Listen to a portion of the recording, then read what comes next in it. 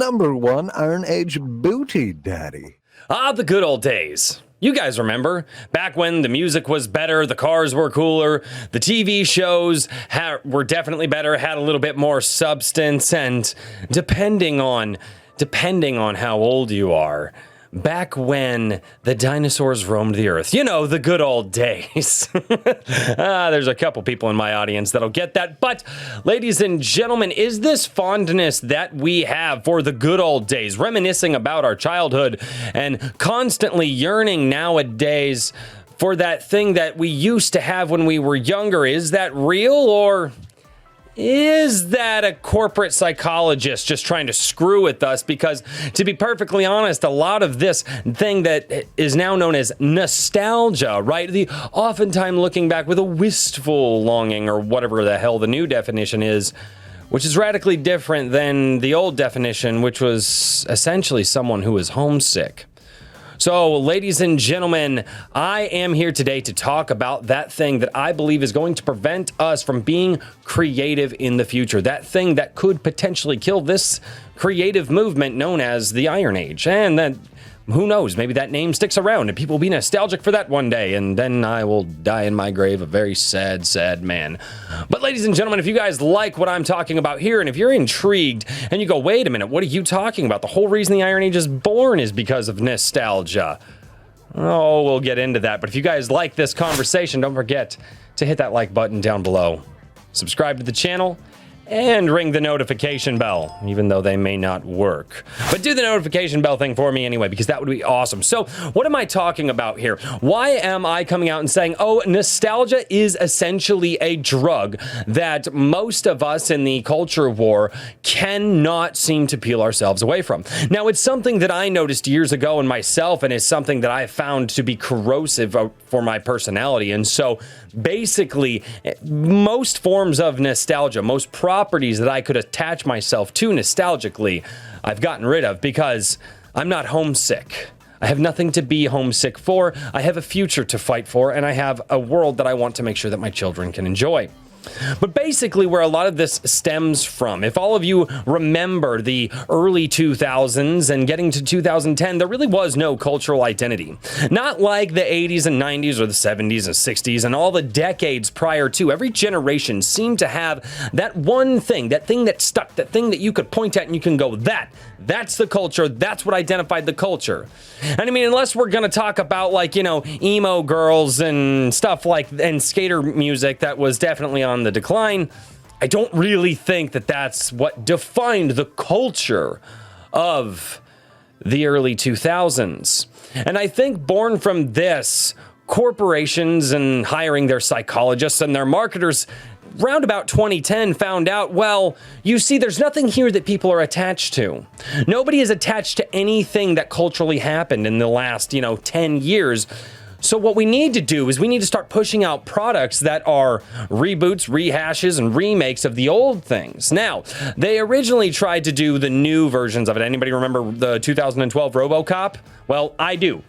I liked it, but I had to think of it as separate from the original RoboCop. But I actually did. Anybody remember how they redid Red Dawn? Anybody? Yeah. Well, they found out that people didn't necessarily like the retellings and the darker reimaginings and the lesser actor quality that we had in those movies. So they started rebooting everything, bringing it all back out of the depths. And now here we are 13 years later, and people are nostalgic. People are homesick. And they keep telling the corporate marketers that they're homesick for the good old days, back when all the stories were good.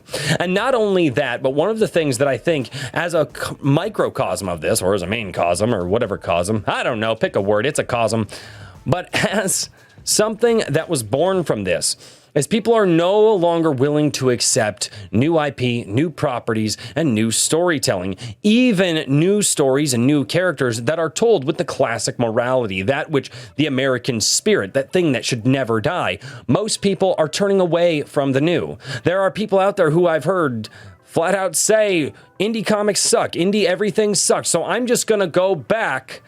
And I'm going to go back to that thing that makes me nostalgic, that thing I'm homesick for, and I'm going to buy old issues of old comics and old books, and I'm never going to check out anything new from here.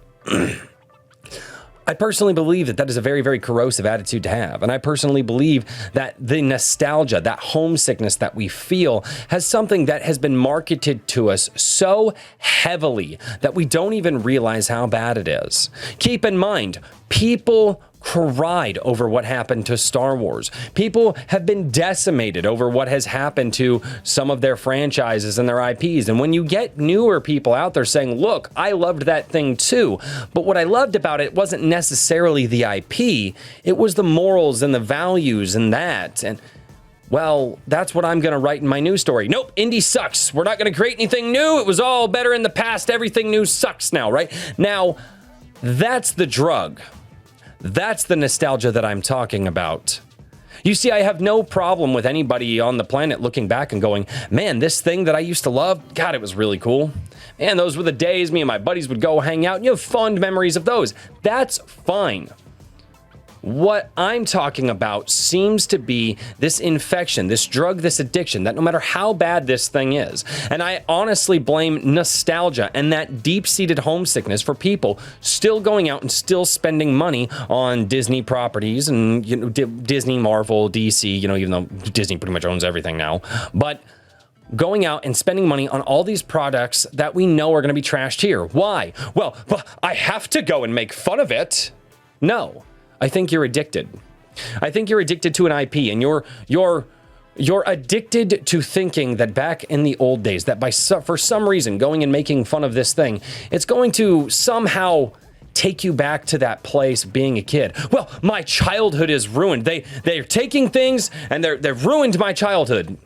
As far as I know, my childhood lives up here. And until I get old and have dementia and start losing my mind, my childhood will always be up here, as will yours. So I'm not quite sure how the argument of they've ruined my childhood comes into play here.